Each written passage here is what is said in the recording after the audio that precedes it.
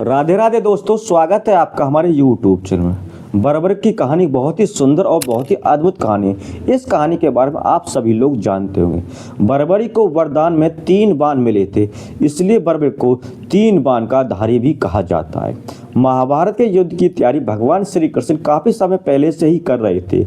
जब भगवान श्री कृष्ण अर्जुन को गीता का उपदेश देते हैं तो उसमें भगवान श्री कृष्ण अर्जुन से कहते हैं कि इन सबको तो मैं बहुत पहले ही मार चुका हूँ, तू बस जीत का श्रेय अपने नाम लेने की तैयारी कर।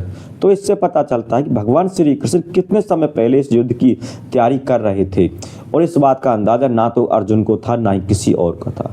महाभारत की एक और घटना जिसमें कर्ण जो है झूठ बोलकर परशुराम जी से धनुर्विद्या सीख लेते हैं और एक दिन परशुराम जी जो है कर्ण की गोद में सर रखकर आराम कर रहे होते हैं, तभी जो है उसी समय एक बिच्छू जो है कर्ण को काट लेता है और कर्ण को बिच्छू के काटने से बहुत ज़्यादा पीड़ा होती है, लेकिन वो सारी पीड़ा सह जाते हैं और कर्ण के शरीर से बिच्छू के काटने से जब खून निकलता है और वो बहकर परशुराम जी को गरम गरम खून लगता है तो परशुराम जी की आंखें खुल जाती हैं। परशुराम जब जगते हैं तो कर्ण को जो देखते हैं बहुत ही पीड़ा हो रही थी, तो कर्ण से कहते हैं तुमने मुझे जगाया क्यों नहीं।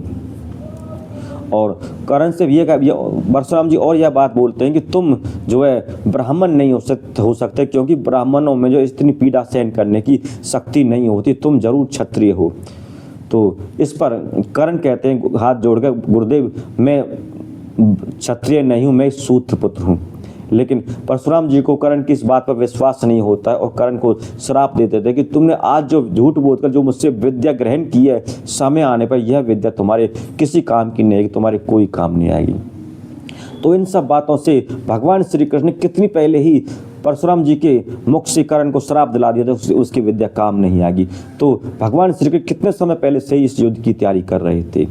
अब बर्बरिक जो है अपनी माता के आदेश से जो महाभारत युद्ध में शामिल होने के लिए आता है, इस बात को जो भगवान श्री कृष्ण भी अपनी दिव्य दृष्टि से देख लेते तो रास्ते में ही ब्राह्मण का रूप धारण करके भगवान श्री कृष्ण बर्बरिक के रास्ते में पहुंच जाते हैं और बर्बरिक से कहते हैं कि हे योद्धा, तुम कौन और कहाँ जा रहे हो। तो बर्बरिक को कहता है कि मेरा नाम बर्बरिक है और मैं माता के आदेश के अनुसार जो है महाभारत के युद्ध में शामिल होने के लिए जा रहा हूँ। उस युद्ध में बड़े बड़े योद्धा शामिल हो रहे हैं, उस युद्ध का हिस्सा मैं भी बनने जा रहा हूँ। तो भगवान श्री कृष्ण से पूछते तुम किसके पक्ष से युद्ध करोगे। तो भगवान श्री कृष्ण के इस बात को पूछने पर बर्बरिक कहता है कि मेरी माँ ने मुझे आदेश दिया है कि जो कमज़ोर और हारा हुआ होगा उसकी तरफ से तुम्हें युद्ध करना है। तो इस बात को सुनकर भगवान श्री कृष्ण सोच में पड़ जाते हैं और सोचते हैं कि ये तो युद्ध का कोई भी परिणाम नहीं निकलने देगा। अगर कौरव हारे हुए होंगे तो उनकी तरफ से युद्ध करेगा, अगर पांडव हारे हुए होंगे तो उनकी तरफ से युद्ध करेगा। तो ये तो युद्ध का कोई परिणाम नहीं निकलने देगा, इसको युद्ध से रोकना चाहिए और ये युद्ध में शामिल ना हो, ऐसी कोई तरकीब निकालनी चाहिए। तो भगवान श्री कृष्ण बर्बरिक से बोलते हैं तुम कितने बड़े धनुर्धर हो, मुझे थोड़ा उसका परिचय नहीं दोगे। तो इस पर बर्बरिक बोलते बताओ ब्राह्मण देवता, मैं आपको किस तरह परिचय दूं। तो वह भगवान श्री कृष्ण उनसे बोलते बर्बरिक से तुम ऐसा करो, इस पेड़ के सारे पत्तों को भेद कर दिखाओ।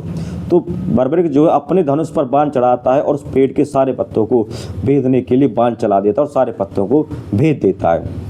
अंत में जो है बर्बरिक का जो तीर होता है वो भगवान श्री कृष्ण के चरणों में आके रुक जाता है। जब चरणों में आकर तीर रुक जाता है तो बर्बरिक भी हैरान हो जाता है कि ब्राह्मण कुछ साधारण ब्राह्मण नहीं हो सकता, ये जरूर कोई महान आत्मा है। तो ब्राह्मण के चरणों में सिर झुकाता है और हाथ जो कहता है प्रभु आप साधारण ब्राह्मण तो हो नहीं सकते, कृपा करके अपना परिचय दीजिए। तो बर्बरिक के कहने पर भगवान श्री कृष्ण अपने असली रूप में आ जाते हैं और भगवान श्री कृष्ण के दर्शन करने के बाद बर्बरिक कहता है कि आप तो मेरे गुरुदेव हो और मैं आपका शिष्य हूँ। तो इस पर भगवान श्री कृष्ण कहते हैं जब मैं तुम्हारा गुरु हूँ और तुम मेरे शिष्य हो तो मुझे गुरु दक्षिणा नहीं दोगे। इसमें बर्बरिक बोलते हैं कि बताइए गुरुदेव मुझे आपको किस तरह की गुरु दक्षिणा देनी है। तो भगवान श्री कृष्ण उससे कहते हैं कि मुझे तुम्हारा शीश दान में चाहिए।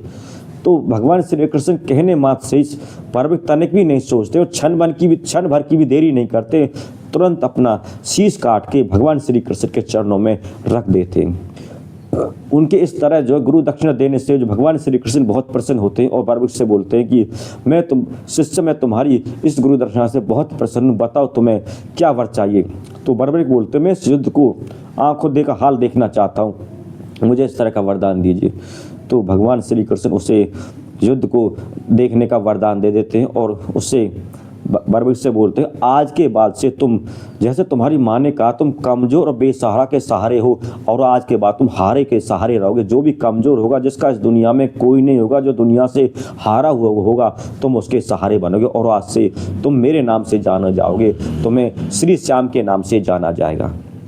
तो भगवान श्री कृष्ण इस तरह आशीर्वाद देकर वहाँ से चले जाते हैं, और बर्बरी को जो है उसी दिन से हारे का सहारा बाबा श्याम हमारा श्री खाटू श्याम के नाम से जाना जाता है। आज भी जो लोग हारे हुए होते, इस दुनिया से थके हारे होते, जिनका कोई सहारा नहीं होता, वो जो सच्चे मन से खाटू श्याम के चरणों में शीश झुकाते हैं और उनका नाम लेते हैं, भगवान खाटू श्याम जो हारे के सहारे हैं, भगवान श्री कृष्ण का नाम, जिन्होंने श्री कृष्ण भगवान ने जिन्हें अपना नाम दिया हुआ है, श्री कृष्ण जी ने अपना नाम दिया हुआ है, वो आज उनकी झोली खुशियों से भर दी जाती है।